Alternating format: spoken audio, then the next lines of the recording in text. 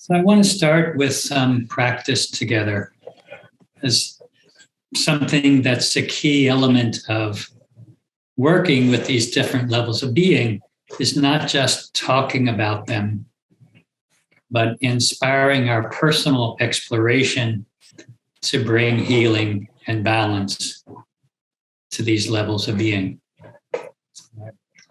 I can't emphasize that enough, that talking is something cognitive that's helpful. It can inspire our practice. But what really has an impact on the way that we experience ourselves and relate to the world, on the way that we suffer, or the way that we struggle, what really makes a difference is our personal experience. Whenever we have, through our personal practice, some sense of connection to a personal center of balance, to an anchor of mindfulness, or a sense of inner steadiness, of inner peace, whenever we have any kind of experience like that, it automatically has an impact on the way that we understand ourselves. And we can no longer think of ourselves as a separate body-mind, right? Disconnected from this universal consciousness that we share, this ground of being that we share. So let's do some personal practice now. We'll do a brief practice. And if you find this kind of length or this way of practicing useful, you can practice this way on your own anytime. So wherever you are seated, we'll start with a little bit of simple movement, right? Because actually, even before that, let's start by just touching on a few of the yama and niyama that can influence the way that we practice asana, pranayama, meditation. The yama, the first limb of yoga that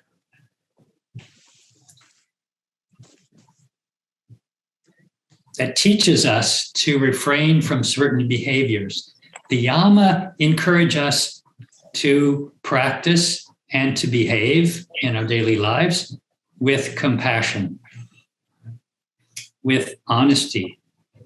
Those are two principles that very beautifully can inform and inspire the way we practice in our personal lives, in our personal practice of asana pranayama. A sense of compassion for ourselves and the body, to do no harm. Instead, to be honest with ourselves about what we encounter, what we experience, what we need, the limits of our capacity, right? Rather than trying to live up to some notion of what looks good or some unconscious or unintentional standard of excellence in our practice. Can we be present to what is there, honestly, sincerely, be sensitive to the messages of our own body and mind, our own hearts? So we bring that to bear to our practice of asana pranayama. Likewise, the niyama, the second limb of yoga, also give us beautiful principles by which we can approach our own personal practice and our spiritual lives. Things like contentment are meant to, santosha, contentment is meant to inspire us to be at peace with where we are, even as we have an intention to grow stronger, more flexible, more peaceful, more loving, to be at peace with where we are, to accept where we are. At the same time, to have the willingness to examine ourselves, our motives, our beliefs, our experiences, and to understand the root cause of our unhealthy behavior. Right? And we'll talk more about that after we practice. But now let's move on to a practice working with these different levels of being, right? First, our physical level. So from wherever you are, let's just do some simple movement intended to release tension. Right? A simple thing I think of is to roll the shoulders a little bit. And you can do this in harmony with the breath. If you think of lifting upward on the inhale and lowering downward on the exhale, and you can roll the shoulders back and up or roll the shoulders forward and up. You decide how you want to move, but move with the breath.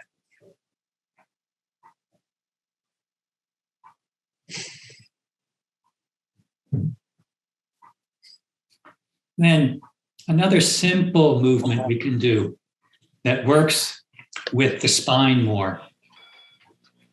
If you lift the arms up out to the side, I'm going to back away so you can see me a little better, something like this, in a cactus-like position. The elbows about the same height as the shoulders. And then on the inhale, round the back, lower the head, draw the elbows toward one another. On the inhale, draw the elbows back, lift the heart, look up a little bit, create a little backward bend. And then exhale, the arms in slowly. Then you practice in a way that feels good to you. Inhale. Exhale. Inhale. Now let's hold a few breaths in this position. The heart lifted, deepen the breath. Eyes can be closed, awareness in the upper back.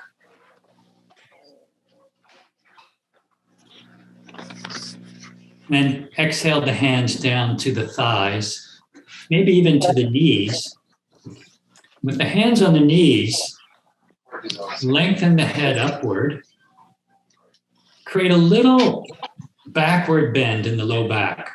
Can you feel that? Just a slight backward bend in the low back. And then hinge forward onto the elbows. So we'll do a little forward bend. And you could decide if you want to keep the spine lengthened and erect here, or if you want to hinge forward and round the back into a forward bend. See what feels good to you. Keeping the spine lengthened.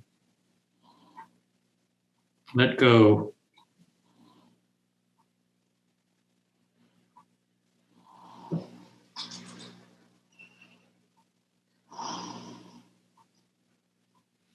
Then lift the head first and lengthen from the sitting bones out through the head. Slowly hinge back up.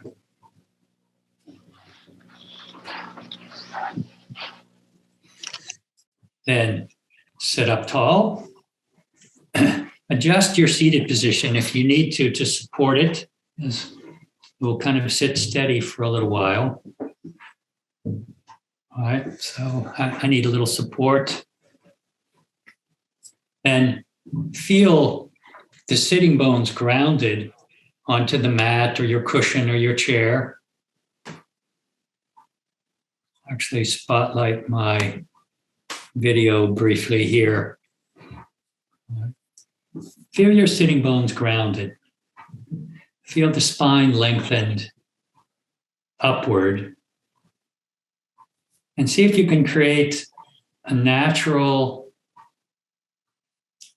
curves in the spine.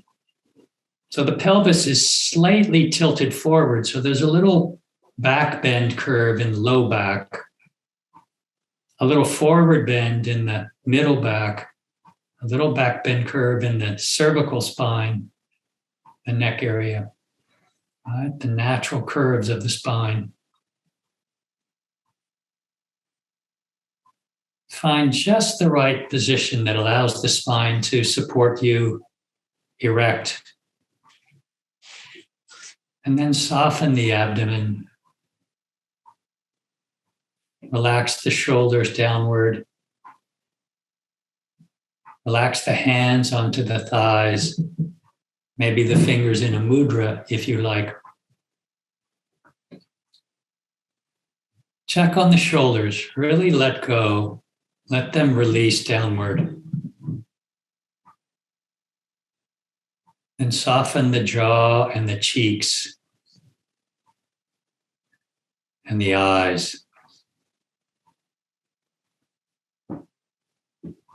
Ideally, we find a physical posture that's supported with a skeletal structure so the musculature can soften.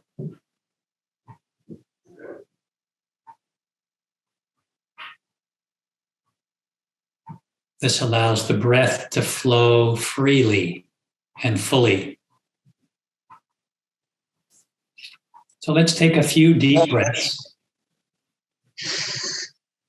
And we can also use the breath to be in touch with the pranic body.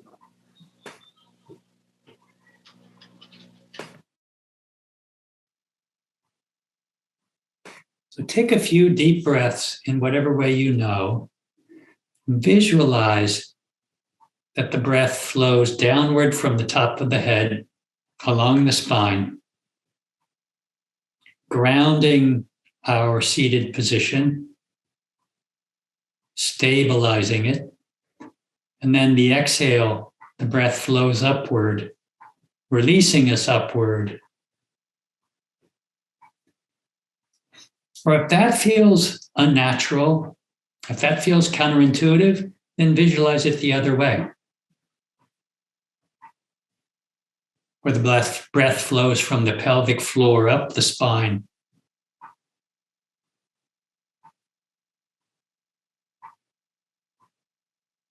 But focus your awareness on following the deepened, steady rhythm of the breath along that central core of support.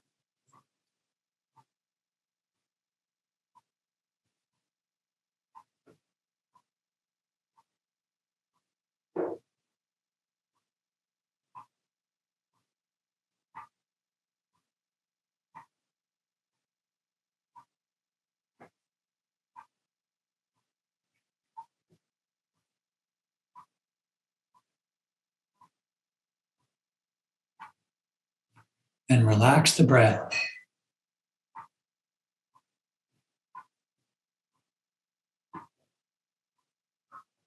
And turn your attention fully inward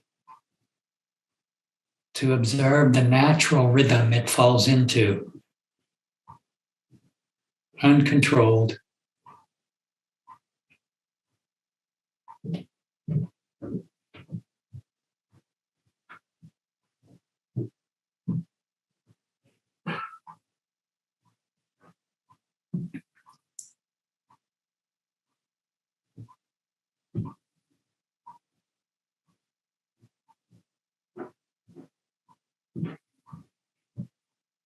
Then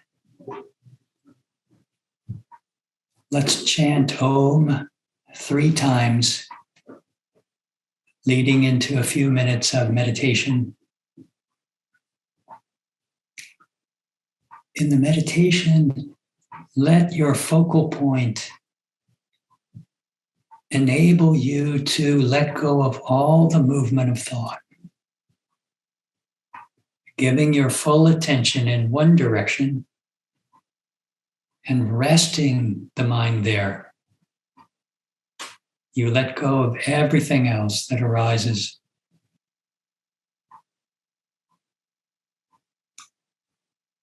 Inhale to chant with me.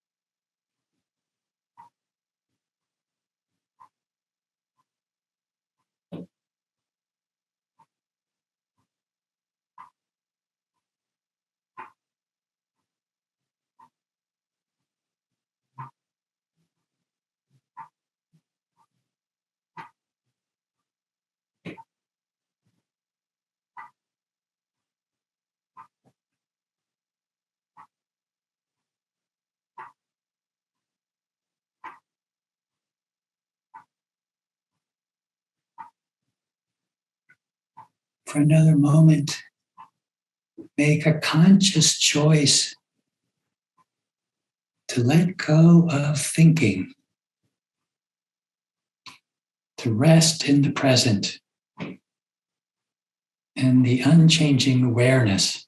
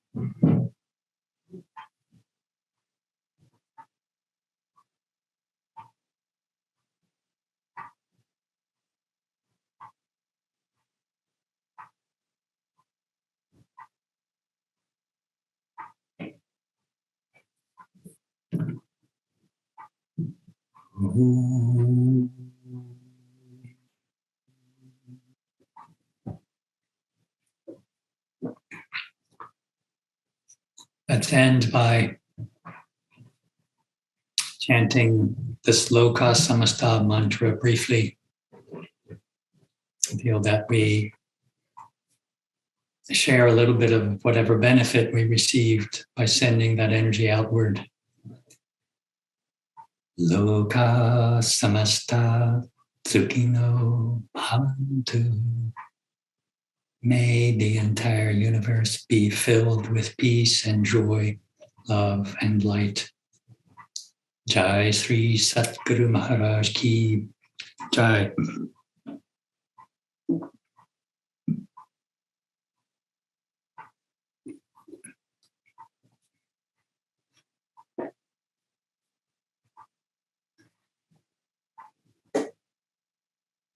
Adjust your seated position, open your eyes when you're ready.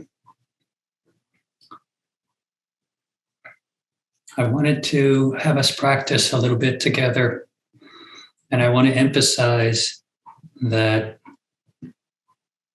a big part of working with these different levels of being, as I said before, is to work with them experientially in our personal practice, ideally a daily practice. That's why I'm recommending that you spend at least 20, 25 minutes every day, again, over this next week, as a part of this 3-week time together. And some of you may have a more established practice that's longer than that, and that's even better. My idea being that you practice some asana, some pranayama, some meditation regularly. And I'll say a little bit more about the yama and niyama. That's the beauty of the science of yoga, is that even before we work at healing the different levels of being, we use this foundation of yama and niyama to look at our behavior, our intentions, and to see and practice these principles, these spiritual principles, to understand where it's challenging for us to live according to spiritual values, and where we can align our behavior more and more with what we really believe in, right? With our true nature. Ultimately, how can we learn to live with a more easeful physical level, a more peaceful mind,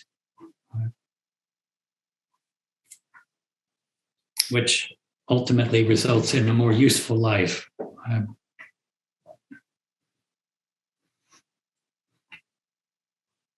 So I had suggested last week that you pick out one of the yama that feels like it could be useful for you to practice. Nonviolence, truthfulness, non-stealing, conserving your energy, watching for greed in your life. Tonight I want to talk a little bit about niyama. While the yama are considered ethical principles that apply to everyone, that are found in the commandments, in the Christian tradition, in the tenets of Islam, and virtually all the spiritual traditions, yama principles exist in some form. Niyama, you could say that they're more applicable in particular to those embarking on the spiritual path, who really want to grow on the spiritual path. They're principles that provide a foundation for spiritual growth. Saucha, the first of the niyama, helps us understand the importance of purifying the levels of our being so that they can function properly.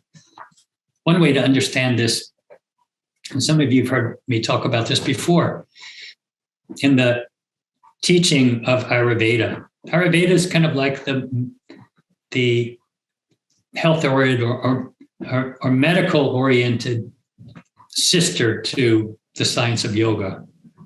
They go hand in hand. There's a principle in Ayurveda that says that if you remove the obstacles to the health of the body will achieve its natural health. So it's more important to focus on removing the obstacles to that natural health than it is to try to make the body be healthy. And in particular, a word that's used in describing saucha, or this sense of purification, is a word that implies that you remove the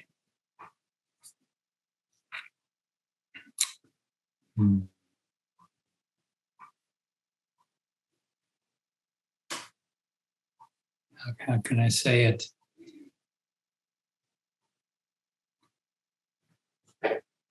That you look at how you may have disturbed your natural ability to sense what's healthy for you. I'll give an example. An example will make it clear. Most of us, when you first puffed on a cigarette, found it to be disagreeable, coughing and having a hard time with it. I remember it very well, climbing a tree.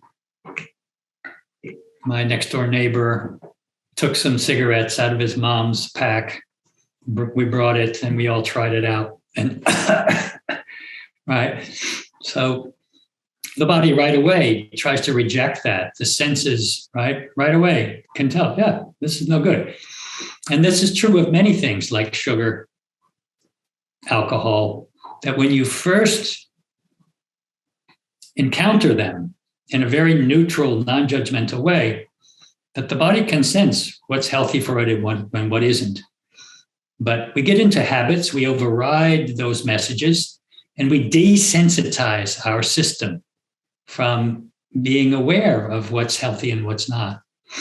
And I'm talking about right now about physical perception, our physical sensation, right? Our ability to taste. If we want to know if something's healthy, we taste a little bit, or we even smell it before we taste it to see if it smells okay, right?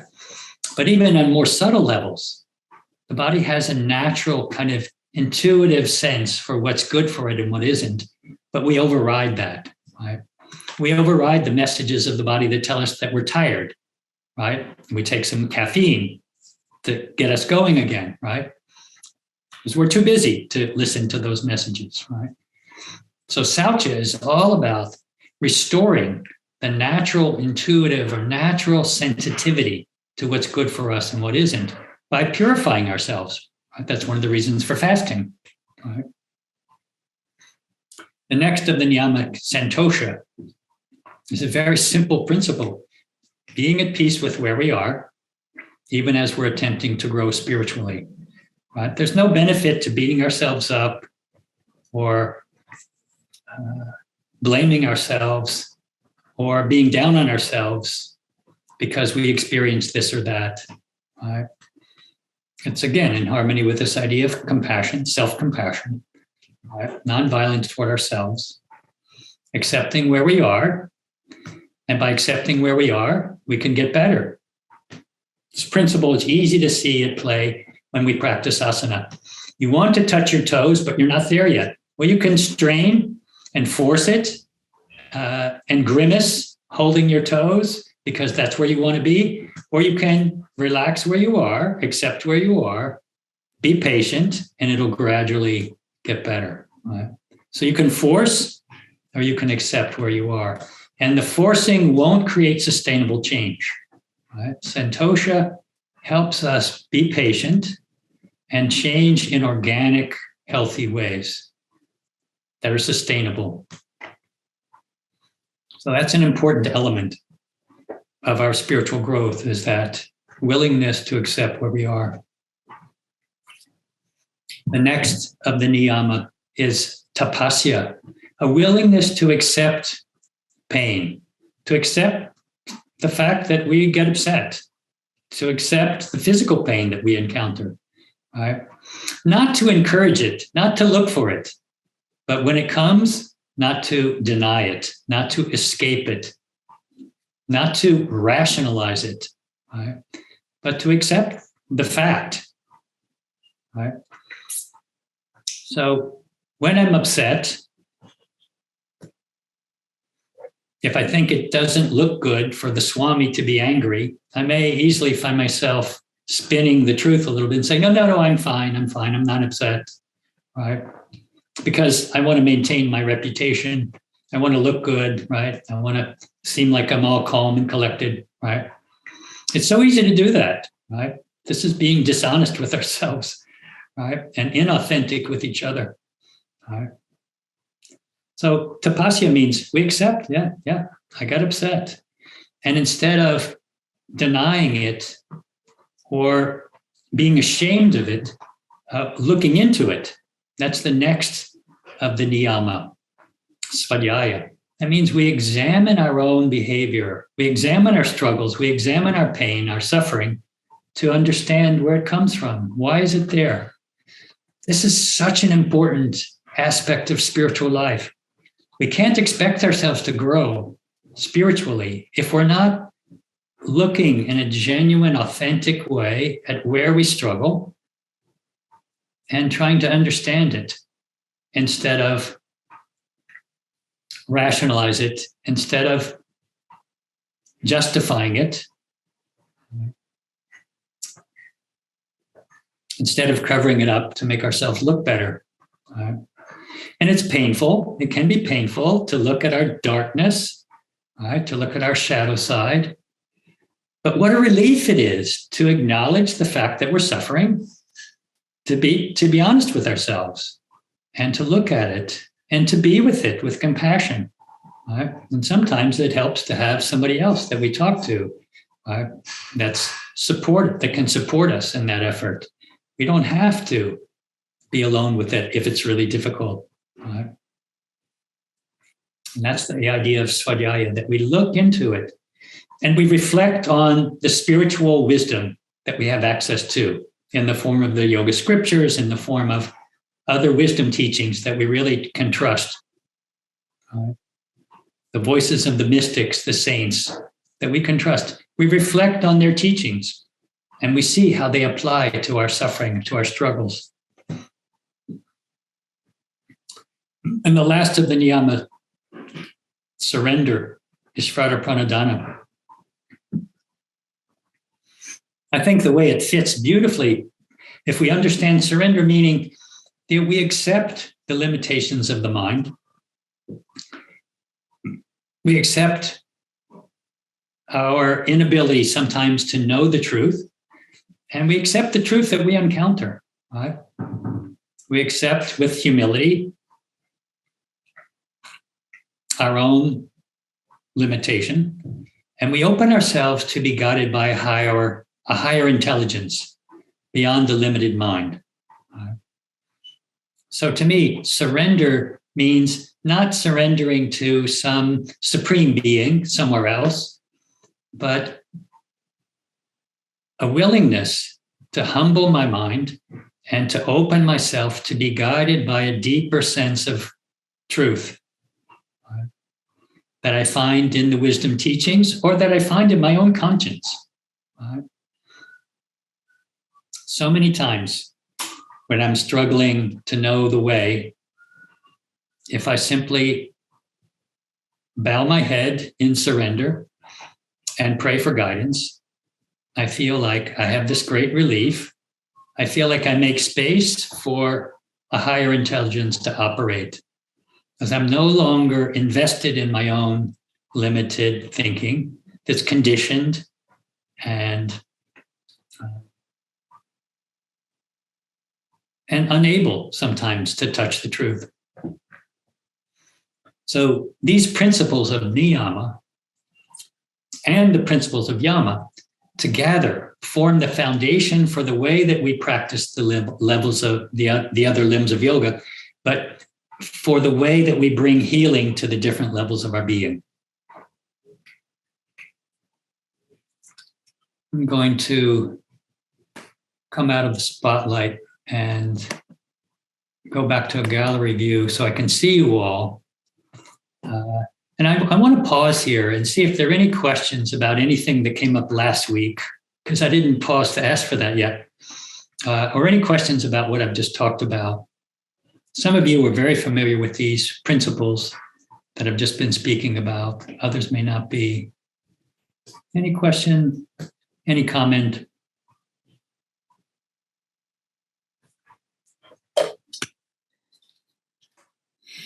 Go ahead, Canyon Sam. Could you just name the first two again? Of the Niyamas. Of the Niyama. Yeah. The first one is, it's called Saucha. Saucha. And it simply means purification or cleanliness, but implies cleanliness on multiple levels of being, physical level and mental level. Okay. Really in all levels. And the second one is Santosha or contentment. Okay. Yeah. Thank you. And I think I sent you all the 8 limbs of yoga where all those principles are named. If I didn't send that to you, Kenyon, I'm happy to do that. Okay. No, I think they're somewhere in my email. It's in there somewhere, the 8 limbs of yoga. Yeah, they're all named. Any other comment or question? I have one, and I'm sorry I was making noises at the beginning. I didn't know that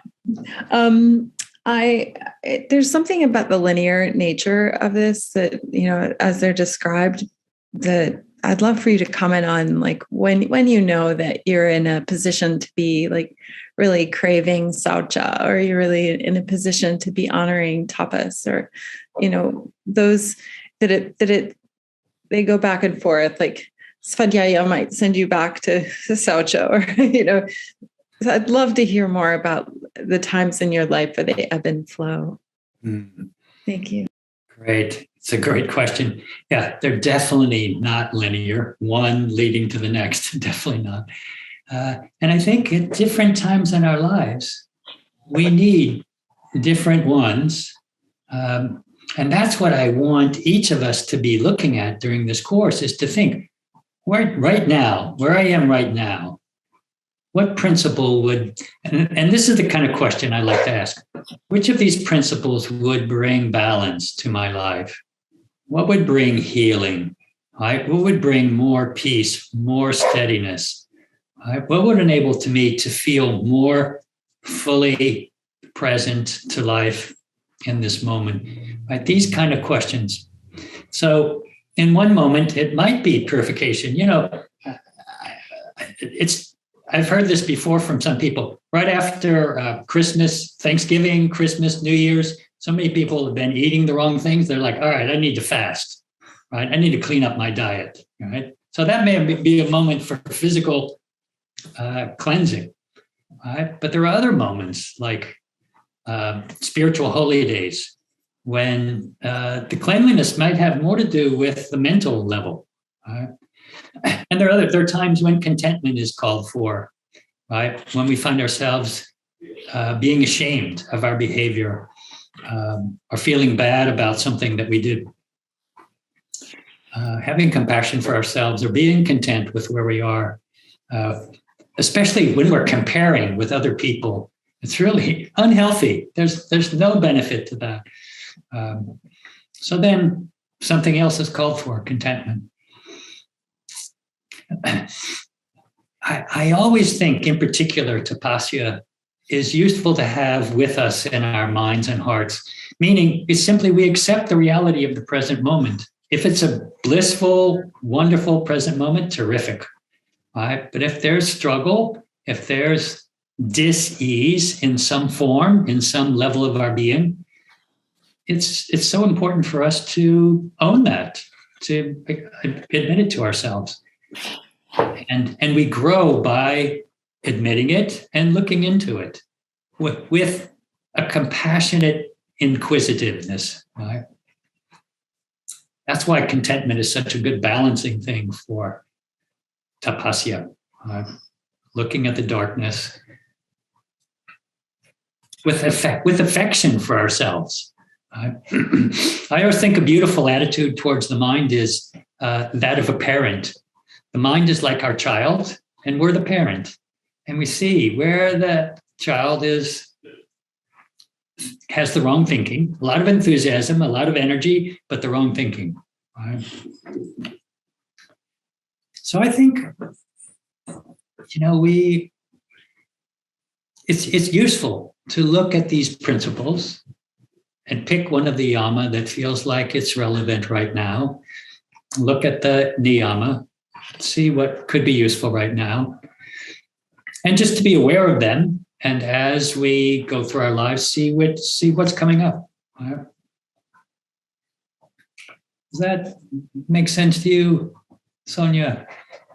I keep thinking of you as Surya. You had the name Surya at one time. Yeah, that you and Marsha Bhavani offered that. You gave that to me. Thank you, Surya.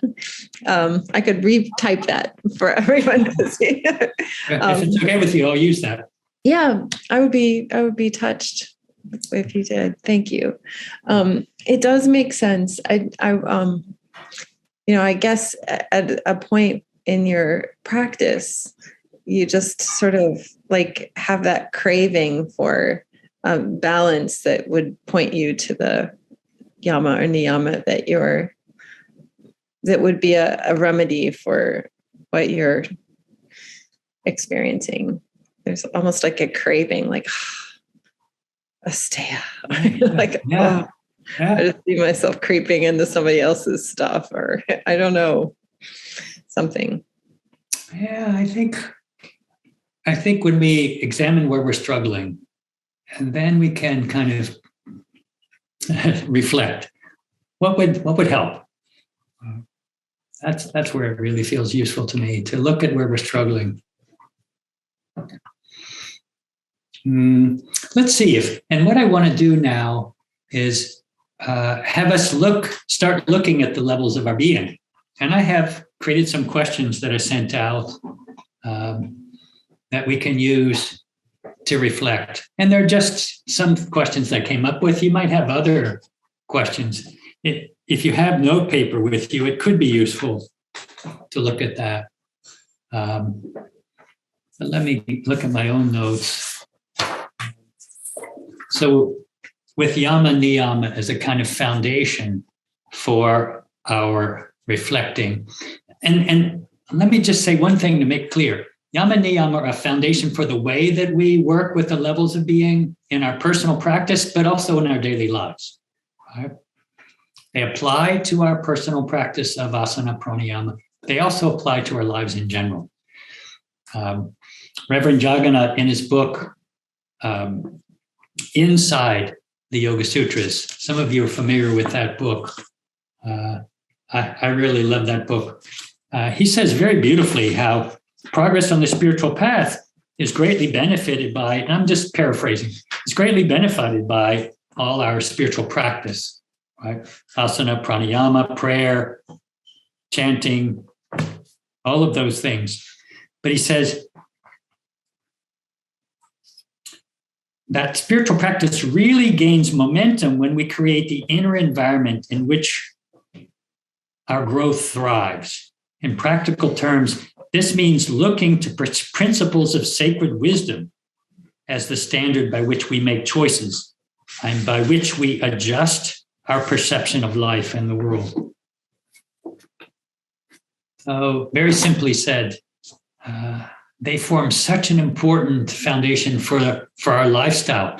The benefit of our asana pranayama meditation is tenfold when it's done in an environment where we're living according to spiritual values. It's to say that the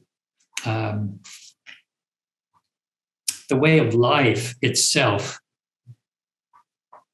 enhances and magnifies the benefit of our personal practice because it becomes a way of life instead of just a practice that we do at one point during the day.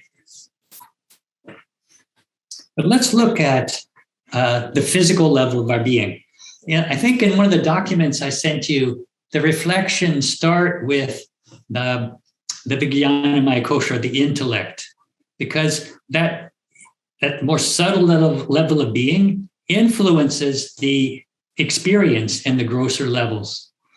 But I want to go in the reverse order and have us focus on the physical level, then the pranic level, and then the sensory emotional mind, because it's easier. It's easier to get clarity about the things that are grosser, and that can help us gradually get more and more sensitive to the more subtle level that may be the source of our suffering in the first place.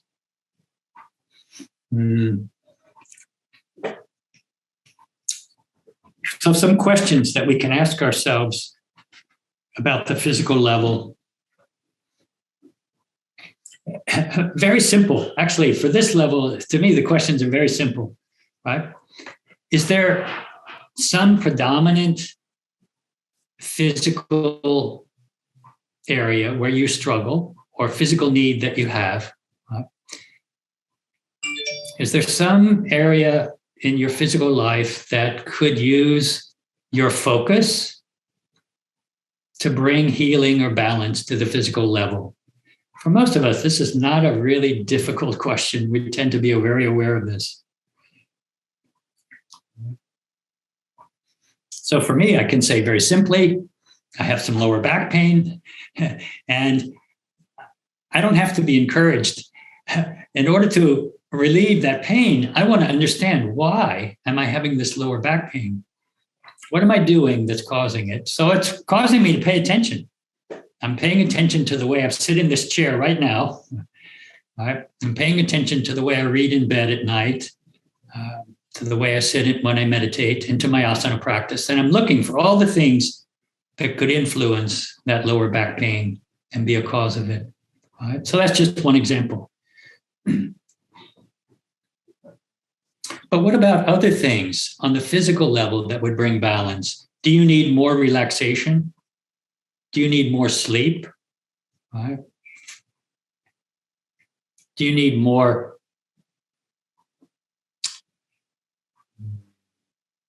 exercise? Right? In your physical practice of asana, do you need a more vigorous practice than the one you have? Is it a little too lazy? Or is it too physical and you need to back off? I have a kind of fanatic mind that goes towards maximum. So I have to back off sometimes. I hurt myself if I try to do too much, to be too extreme in my practice. But everyone's different. So this simply requires that we honestly ask ourselves and reflect, what would bring more healing and balance? Would fasting enable the body to cleanse itself, even if it means just skipping one meal, the evening meal, or fasting on juice for one day? What about sauna, or a massage, or an acupuncture treatment? Right? What could I do that would bring more balance and healing to the physical level?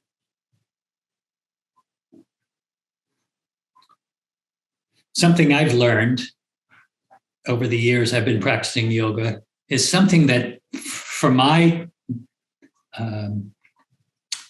if you're familiar at all with Ayurveda, for my dosha, for my sort of, how would you sum it up? For the ways, the particular balance and imbalance that I have, according to Ayurveda, what's really good for me is something that's grounding. And I find that yoga nidra, the practice of deep relaxation, is so balancing for me. Like, to get my body on the ground, supported, covered up, it's just so helpful to me. And that may not be true for everyone. I have a tendency to be hyperactive mind and body. Like I said, a little fanatic. So that really grounded practice is so balancing for me. But other people, maybe I have a light body and a very overactive mind. So I need something grounding that slows me down and gets me really paying attention in the present. Some people might have the opposite problem and need something more vigorous, more dynamic in their practice. Most people I know are always experimenting with their diet in one way or another. And I don't like to suggest fanaticism around an obsession around diet, because there's so many trips with that. But a very simple question for me that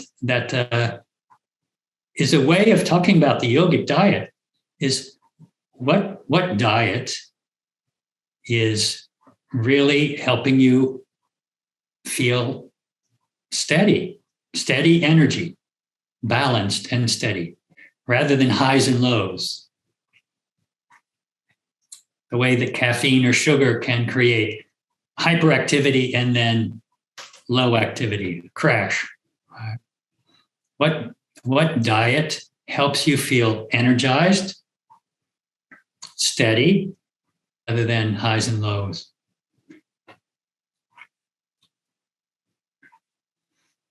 So these are simple questions that we can ask ourselves.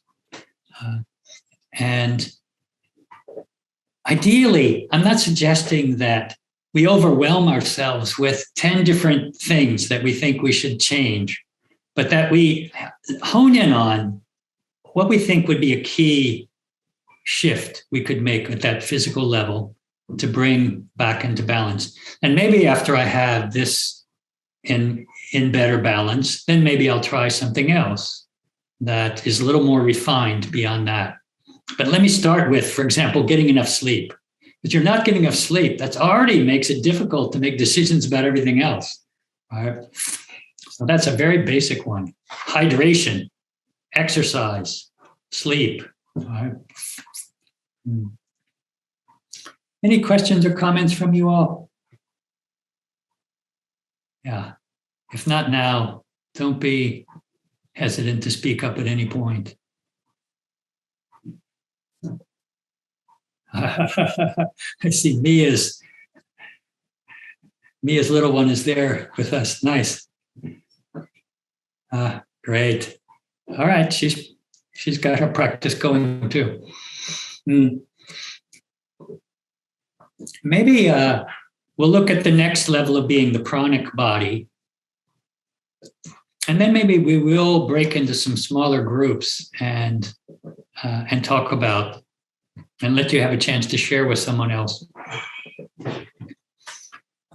Now, looking at the pranic body is much more, much more. There's a lot of things that we can look at when we look at the pranic body. Right? But one very basic thing is, what's my energy level? Right? So the pranic body obviously is much more than physical energy, but certainly physical energy is a doorway into that pranic body.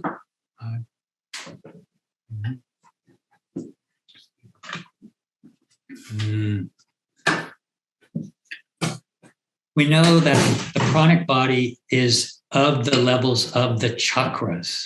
Right? The chakras are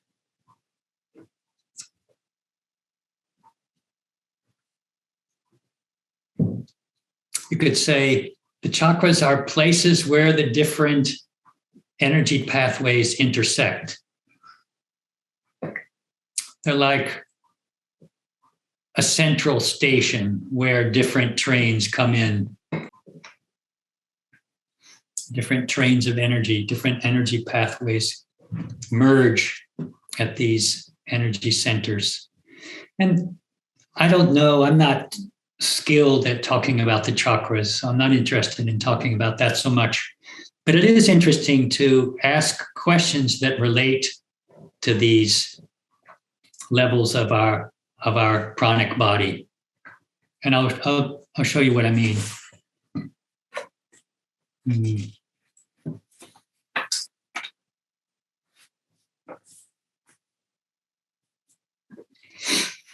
At the very basic level of our energy body, our pranic body, is our root chakra.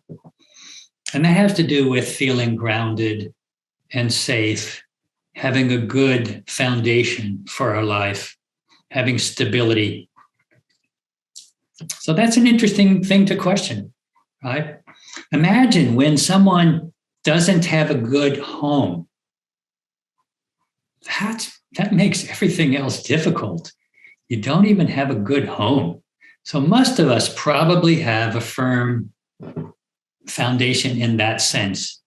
But if not, that's something to pay attention to. Right? That's something to get in order in one's life, that foundation, a sense of stability and safety, a place that we can feel at home. Right? So that's a simple way of thinking about that level of the pranic body, or that aspect of the energy body. Then another level, the level that you could associate with sexual energy, or what I would call creative energy. So do I struggle with being creative? Right? Are there any issues around my sexual life? Am I comfortable with my sexual self? Right? Am I comfortable with being creative? Do I have any means of creative expression? Not everyone has an active sexual life. And it need not be so. There are probably periods when one's life, when one is more sexually active and not. But I think everyone can benefit from having some opportunity for creative expression in their lives, be it writing, drawing, singing, playing music, anything creative, dancing.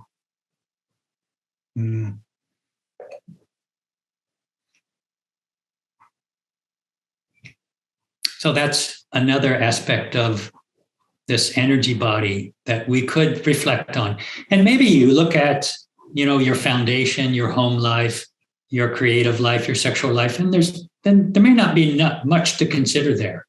So I wouldn't put focus on somewhere where it doesn't feel like there's really a need in your life, look at the next level of being, the next level of the energy body, the next chakra, so to speak, right?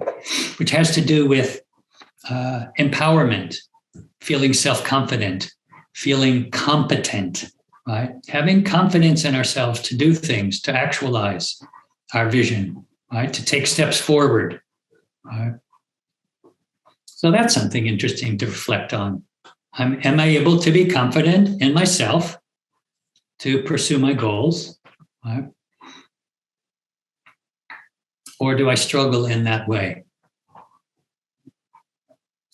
And then for each of these things that we look at, there are teachings and practices within the realm of yoga that could help. But for example, a firm home base, that's not a teaching or practice from yoga. That's finding a good home. But for developed creativity, there are practices within yoga that will do that, that will shift us out of the rational reasoning mind into the more experiential aspect of our being, like chanting mantras. And for sure, an asana and pranayama practice brings balance to the hemispheres of the brain. An asana practice itself can be a form of creativity. If we tune into the body itself and allow it to move in the ways that feel good for it. Right? A practice in the realm of yoga that can help us develop confidence and empowerment in doing things is karma yoga, right? Service. When we serve, when we really genuinely think of the well-being of others and serve in a selfless way, we align our behavior with a higher purpose. We align ourselves with a greater strength than our own individual strength. And that can be empowering and strengthening. Within the realm of yoga, we can develop our willpower in small, small steps. This is part of asana practice. This is part of the teachings of Raja Yoga, right? To develop our willpower step by step in small increments, right? Rather than having large goals that are too difficult for us to achieve.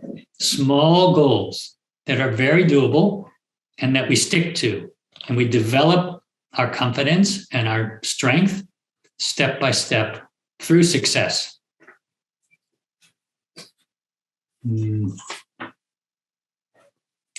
Another aspect of the energy body is the heart chakra. Right?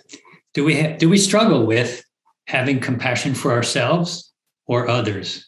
Right? Do we find ourselves constantly judging others, putting them down? Right? Pigeonholing them. Oh, that's that kind of person. Right? Do we find ourselves holding on to bitterness or ill will towards others, which is a kind of violence to our own hearts, a kind of poison to our own hearts? So you can see, I'm just looking at these different aspects of the energy body and questioning, what practice, what way could I work with that area if that's an area where I struggle? So for the heart chakra, forgiveness, forgive ourselves, forgive each other. We're all doing the best we can. There's no such thing. Gurudev Swami Satchidananda would talk this way, and I've heard other saints talk this way. There's no such thing as sin, really. Right? We're making mistakes. And mistakes is often how we learn. So to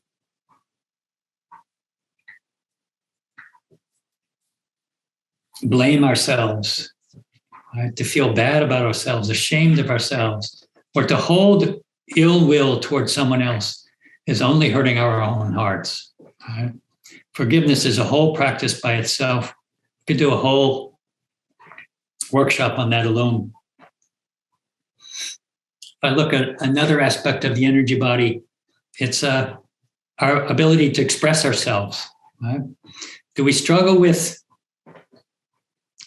expressing ourselves, being honest with each other about what we feel, speaking up when we think it could be beneficial?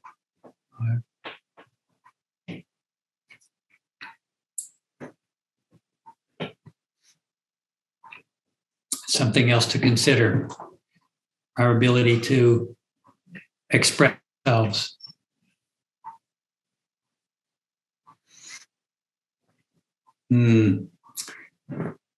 Another aspect, as I'm looking through these different aspects of the energy body, are you willing to? Do you struggle with analyzing your own behavior and gaining insights? That's the benefit of the Niyamas, especially tapasya and svadhyaya. The willingness to recognize the benefit from being with our suffering, going there, looking into it, inquiring into it. I'll never forget Ram Dass. I once heard Ram Dass, the teacher Ram Dass, speak here in San Francisco in 1989. I remember the year because I was living here. And he said he was talking about anger and pride and greed and these dark places, these negative experiences that we have. And he said, when something like that arises, I invite it to sit and talk to me. I invite it for tea. Oh, tell me, pride. Okay. What are you about? So I loved it. It was so helpful for me at that time because I felt so bad about myself when I was greedy, or I saw that I was being proud and boastful and trying to impress other people. I would then say, I'd get so down on myself. He said, no, that's an interesting thing to see who's visiting and to have a conversation with it and look at it and be with it and understand, where is it coming from? Why is that coming up? That's what gives us insight.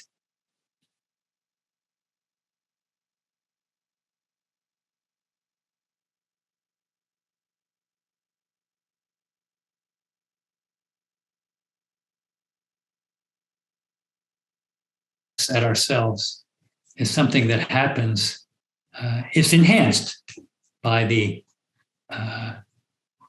this energy body that we call this level of the energy body, the Ajna chakra.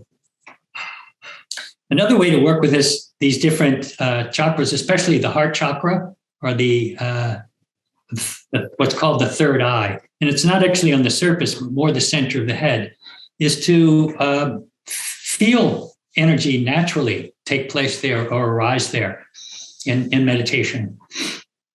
Some people feel it when we practice Kapalabhati, rapid abdominal breathing. Some people feel energy awakening in the head. You can feel it. When you chant Om, you can feel the sound of the sound resonate inside the center of the head. So that can be a focal point during meditation, along with whatever other practice you're doing, watching the breath or repeating a mantra. You can feel energy in that area or in the heart area. Those two areas are often mentioned as focal points that you can have during your practice if it feels natural to you.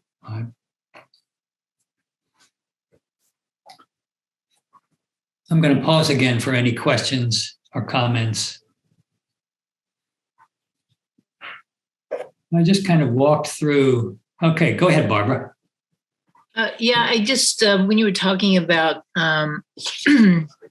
creativity, looking at yourself, do you feel that it's lacking, whether it is or not, but do you feel like it is? And I remember when I first came to the Institute, I don't remember which commentary, whether it was the Gita or the sutras, but at some point, Swami Satchidananda said something like, make a beautiful life for God or for humanity.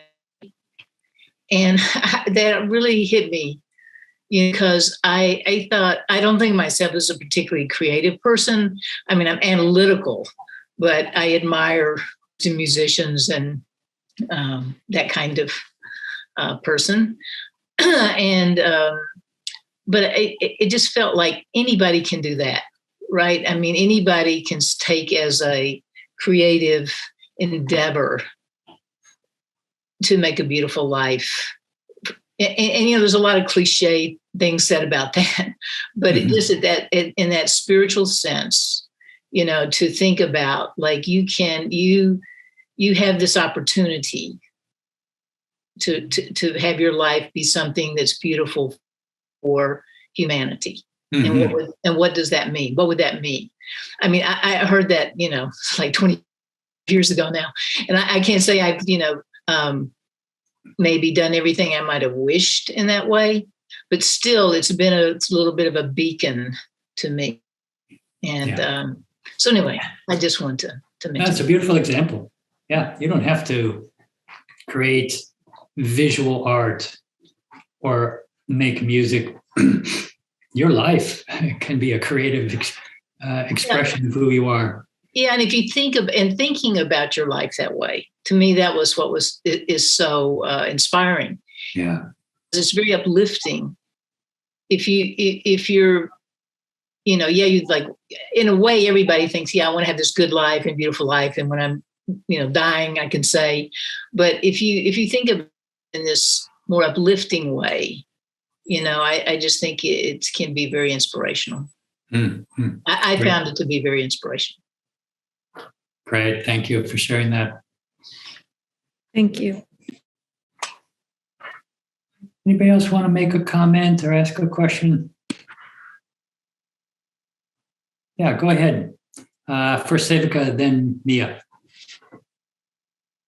When you were speaking about your interaction with Ram Dass, or when you saw him speak, it just made me think of Rumi's poem, The Guest House, which I know you love as well. That's such a good one. So it's a good reference. And then to Barbara's comment, just sort of a funny anecdote. I had a friend in art school who, for his senior show, wore just a pair of Speedos, and instead of the placard on the wall next to his artwork, he made a placard and put it on his hip, and it said his name, and underneath it was titled "A Work in Progress."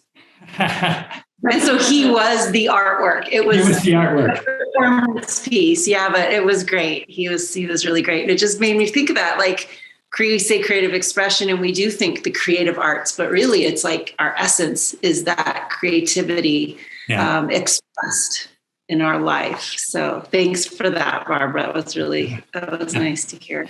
Now, somebody once asked Mahatma Gandhi, "What is your message?" And he said, "My life is my message." Go ahead, Mia. Yeah, I have a question about, like, you sort of have to, I don't really have the question quite fully composed, but, I understand, like I'm looking at that sheet that you just went over, and about how to somehow overcome some of these struggles. Especially for beginners, you're required to a little bit, like, what do you call that? Like, withhold disbelief. Yeah. You know what I mean? Like, there's like, for instance, the first one, to struggle with safety and feeling at home or any of that stuff. It's not that easy to go find a stable foundation or go get more money. It's not really that simple. Yeah. So, what would you say to, like, overcome? Because there is, when you're dealing with this, there is a bit of resistance to overcoming it still. Like, even though you feel unbalanced and you're suffering, and it's unpleasant, even when you try to approach a solution, there's still, and it could be a great deal of resistance to what could be beneficial. So could you speak a little bit on that, like the resistance or the... No, it's a good point. It's a good point that you make. This is a way for us to look at our lives in a comprehensive way and what would enhance our spiritual growth. And that spiritual growth takes place in the foundation of, in some very basic ways. If our body is really sick, or if our home life is really disruptive and unstable and continually challenging us, it makes it very difficult to grow in spiritual life. You can imagine how many people can't even think about spiritual growth because they're just trying to survive. So for most of us, things like a stable home are not a challenge. And when I suggest to look at those things, of course, if someone has instability in a level like that, that's not a quick fix. That's not something you just, get it fixed. But it points out something that's important. It's an important part of taking care of ourselves to, as best we can, work towards stabilizing our lives in all of these different ways. What I like to say, bring healing and balance. So if that's at that very basic level is really where my life is out of whack, that's a good place to start. Not that we have to finish getting the perfect home life before we can grow, but it shows that it needs attention. I don't mean to minimize what it might take to bring healing or to bring balance to these different levels, but just by paying attention, by looking, we can get a sense of where we really need to focus our efforts, and which efforts are more fundamental and provide more of a foundation for the more subtle practices. And that's what we'll be looking at next week, is the more subtle levels of being that are more difficult, actually, but difficult to explore and work with when these grosser levels are really out of whack. So it's by bringing stability to these grosser levels that we gain access, that we have the stability to look in these more subtle ways. Does that make sense to you, Mia? I'm not sure if I'm really answering your question. Just acknowledging, it's not easy to fix something that's really wrong in our lives. I don't mean to minimize it at all. But just have us look and explore and see what's needed. Yeah, go ahead, Jackie. So what can I understand about following the yamas and the niyamas and caring for the body, and yet the body having be pain and suffering? Is that a shortcoming acts of the yamas and the niyamas, or the imperfection of the practicer in maximizing the benefits of the or the directives of the yamas and the niyamas? How do I try to understand that?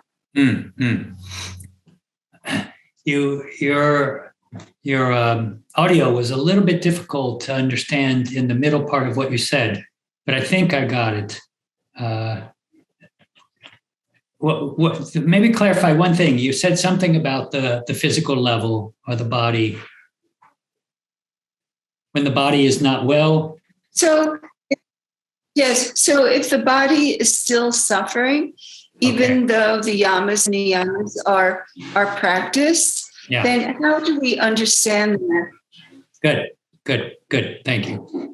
Yeah, the yamas and niyamas provide a foundation for the way we approach all of our spiritual life. So when it comes to the body, we approach the body with compassion, right? With honesty, right? With contentment, right? And a willingness to accept the suffering and to do what we can to relieve that suffering. And, the yoga practice is not all about trying to make the body perfect.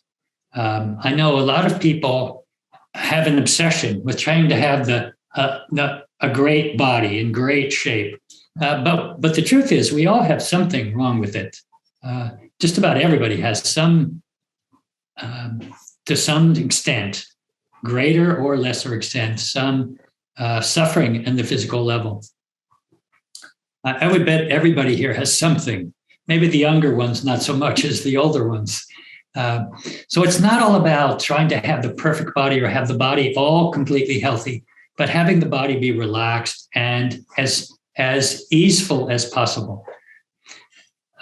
And this foundation of Yama Niyama is meant to help us approach the physical body as well as the pranic body and the mental body with this kind of compassion and contentment, to do what we can to take care of it, and to accept what we can't change.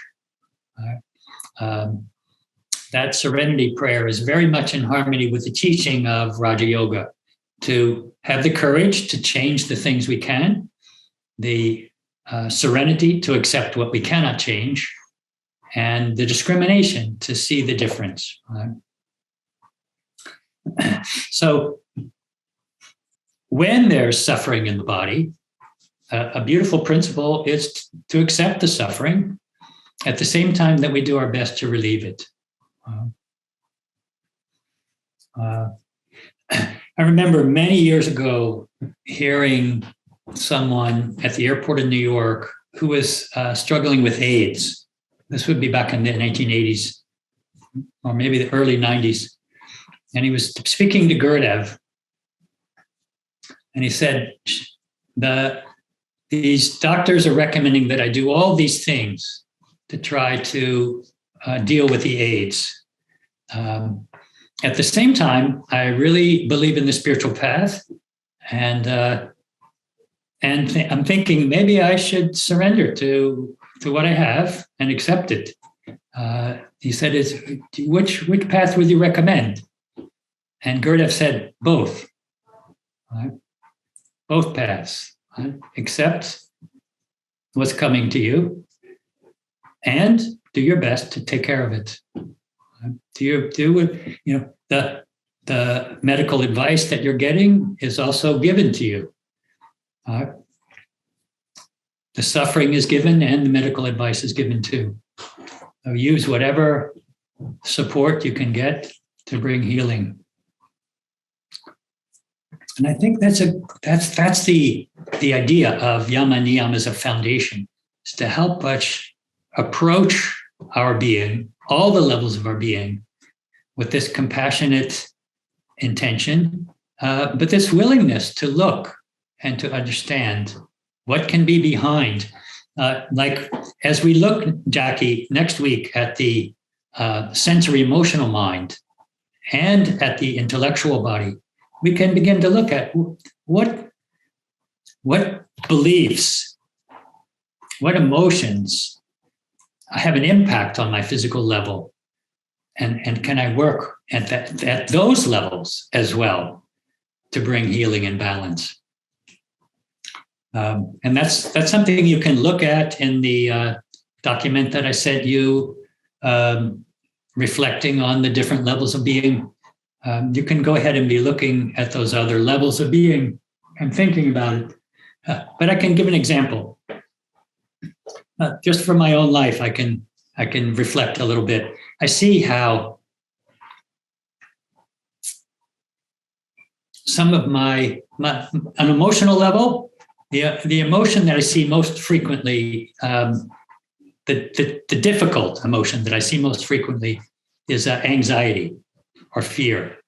I would call it anxiety more than, it's not like fear of something dangerous happening, but being anxious about trying to get things right. And when I really look at that, about trying to get things right and do things right and do the right things, when I really look at that, I see that behind that is an unconscious belief, not a conscious, but an unconscious belief, a worry about what people will think. The idea that someone thinks of me as unfair or disrespectful or uncaring, that drives me crazy. That people would think that about me. I want people to think that I'm a fair person, that I'm a respectful person. And when people misunderstand my motives and think that I'm uncaring or disrespectful, that really, I see that when I look at it. And I see the outcome of that sort of worry or concern about what people think of me is anxiety, right? On an emotional level, it manifests as anxiety.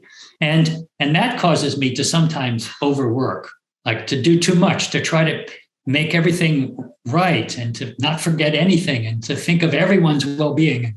And you can see how it creates stress for me. And I'll sometimes override the messages of my own body that I need to rest.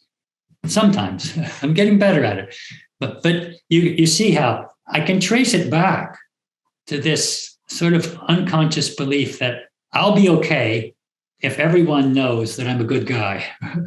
That will make me okay, right? Rather than being in touch with the okayness that's already there. A little vulnerability here, acknowledging my own stuff. But when I see how useful it is to gradually look at these levels of being and to see that what's been healing for me with all of this is that yoga nidra practice, an asana practice that includes that yoga nidra, where I really feel like I'm taking care of myself. I'm really allowing myself to rest. I'm really looking out for my well-being. I'm getting grounded. I'm getting out of the head, and all that anxiety dissipates when I really practice that way. I hope that was useful. But this is ultimately what we want to do by looking at these different levels of being, is to get more and more subtle awareness of. And you see how emotions and the sensory mind are related. If you have an underlying emotion, then you'll see a reason for it. You'll perceive the reasons for that emotion to be there, right? Even when it doesn't exist, right? I always remember the Woody Allen movie when I think of this. He was talking with his friend in the Woody Allen movie a long time ago. I forget even the name of the movie. And his friend said, I was thinking this way. Did you? And Woody Allen assumed that he was commenting on the fact that he's of the Jewish faith. The friend said, did you? Meaning, did you? But he said it in that way. Did you? And Woody Allen took offense, like, oh, you're commenting on my Jewish faith. So he saw something that wasn't there in the mind of his friend. He just read into it. And we do that all the time. We interpret according to the colorations in our mind, according to our emotional sensory mind, and the kind of underlying, maybe unconscious beliefs behind it. So the one thing I didn't really make time for today that I wanted to was some time for us to share with each other.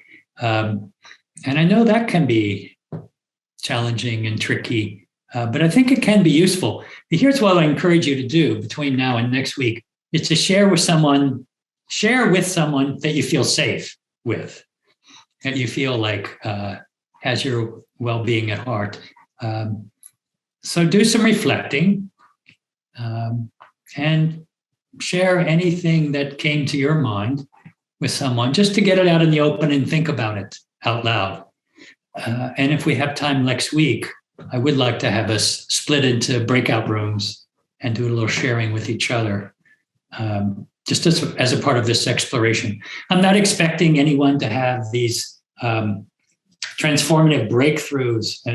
where you suddenly realize what unconscious belief has been ruining your life. We're not looking for that. But even small insights that we get just by being willing to pay attention and to look deeply with honesty and with compassion for ourselves. What a great thing that is. Right? And this also transforms the way that we relate to other people. The more that we're willing to look at our own shadow, our own darkness, our own struggle, the more aware that the other people are struggling too. We see them misbehave. We see them be disrespectful or negligent or selfish. When I see that, well, I know I see it in myself too. I'm not so quick to judge. So it changes the way I relate to other people as well, if I'm willing to look at myself. I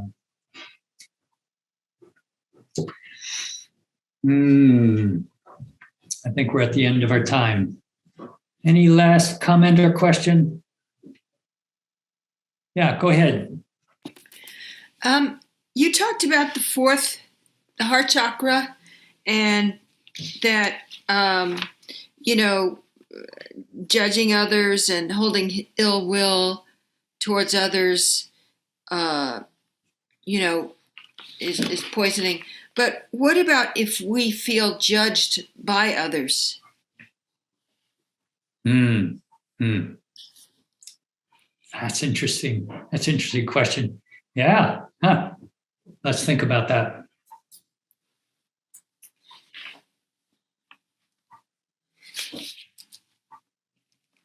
Yeah, it's an example of something that we cannot control. Right. So if we find ourselves holding ill will towards them because they're judging us, that's something that we have control over. We can decide to let it be and not judge them.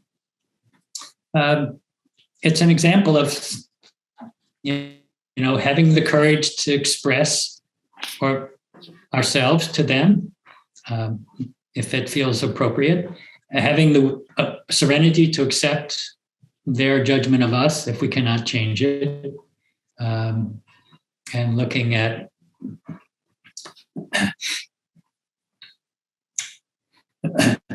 I had an experience of this some years ago, and I'll just tell this little anecdote briefly. Some of you have heard me tell this story before because it was such a good learning experience for me.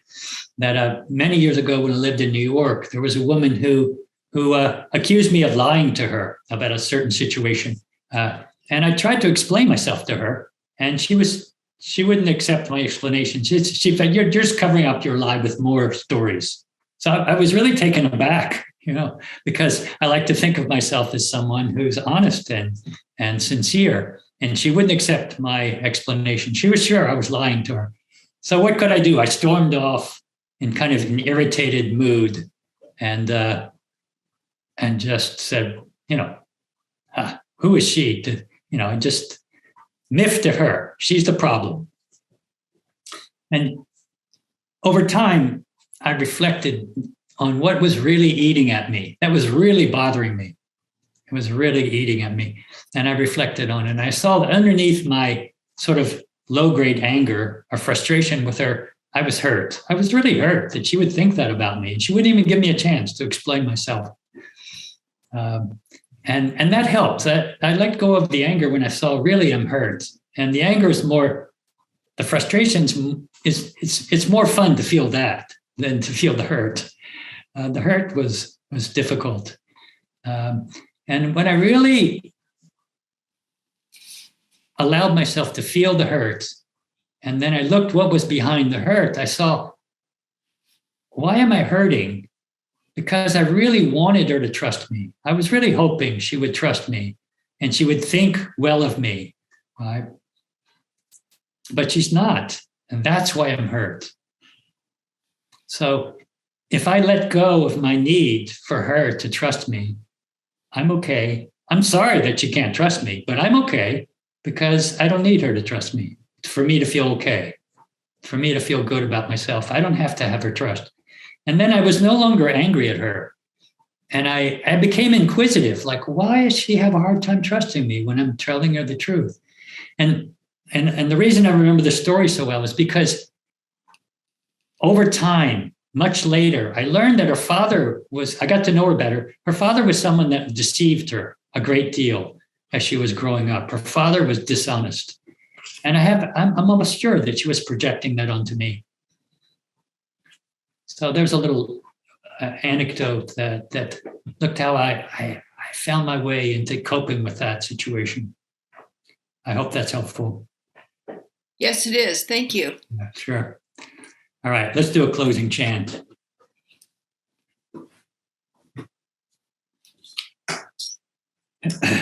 Like I said before, when we practiced, and I'll encourage you to keep up your regular practice. It goes along very well with this effort to heal the levels of being.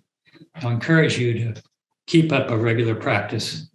But in the same way that we ended our practice session today, let's chant Loka Samasta mantra with the intention to send healing energy out to all those hearts that are suffering. Loka samasta sukhino bhavantu. Loka samasta sukhino bhavantu. Loka samasta sukhino bhavantu. May the entire universe be filled with peace and joy, love and light. May the light of truth dispel all ignorance. Victory to that light. Jai Sri Satguru Maharaj Ki Jai. Thank you all for your kind attention. I hope I didn't blab too much and that some of this was useful. So next week, I'm determined to make time for you to talk more and maybe share with each other what you're learning. Because I have a feeling that all of us have a certain amount of insight that we can benefit from. All right, thanks for coming.